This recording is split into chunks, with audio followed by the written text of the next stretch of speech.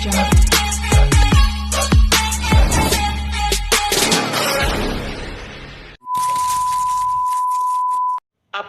investasi BBH Indonesia terus mencoba mencuri perhatian masyarakat dengan strategi unik, seperti membagikan sembako saat membuka kantor baru di berbagai wilayah Indonesia. Aplikasi investasi BBH Indonesia dikabarkan akan membuka kantor baru di beberapa wilayah di Indonesia, terutama di wilayah Indonesia bagian timur. Saat meresmikan kantor barunya, BBH tidak ragu untuk menunjukkan kehadirannya dengan melakukan aksi sosial dan mengundang pejabat setempat saat peresmian. Dalam sebulan terakhir, upaya ini dilakukan untuk mendapatkan kepercayaan dari masyarakat bahwa perusahaan BBH Indonesia aman. Perusahaan ini berusaha membangun kepercayaan dengan membagikan sembako dan menayangkan peresmiannya di stasiun TV nasional. Meskipun demikian, perusahaan BBH menggunakan skema Ponzi yang berpotensi merugikan para anggotanya. Salah satu pemimpin BBH, yang berbicara di TV saat peresmian kantor di Malang, menyatakan bahwa tujuan perusahaan adalah mensejahterakan masyarakat. Pimpinan BBH menyatakan bahwa misi perusahaan adalah untuk mensejahterakan masyarakat dan menciptakan lapangan pekerjaan.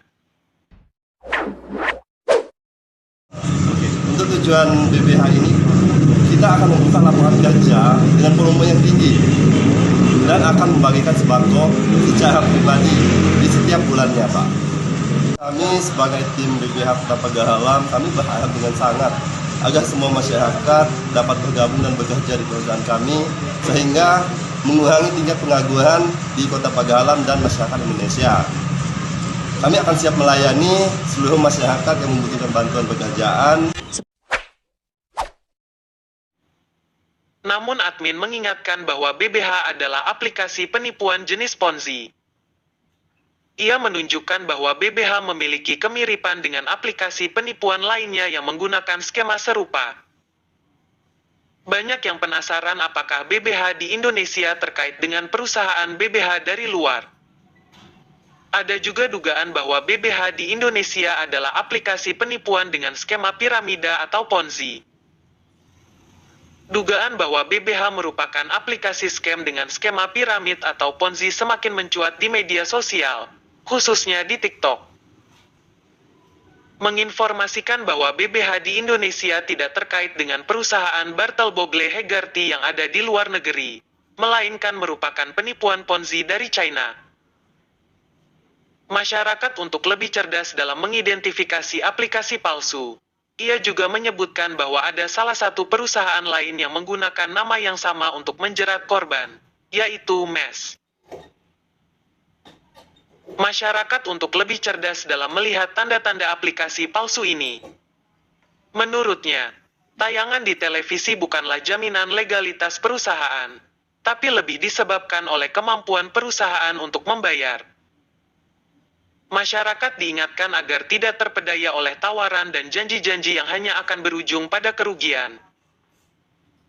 Seiring maraknya penipuan semacam ini, masyarakat untuk lebih bijak dan waspada terhadap tanda-tanda APK palsu. Oleh karena itu, masyarakat diharapkan tidak tergoda dengan janji-janji yang merugikan dari aplikasi-aplikasi tersebut.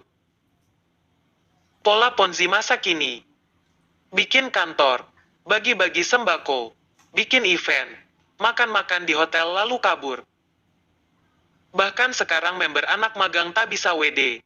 Kalau mau WD harus deposit dulu Rp330.000. Kenapa para penganut Ponzi ini tidak mau sadar? Sebab tidak semua merugi. Selama masih banyak anggota yang masuk, mereka untung.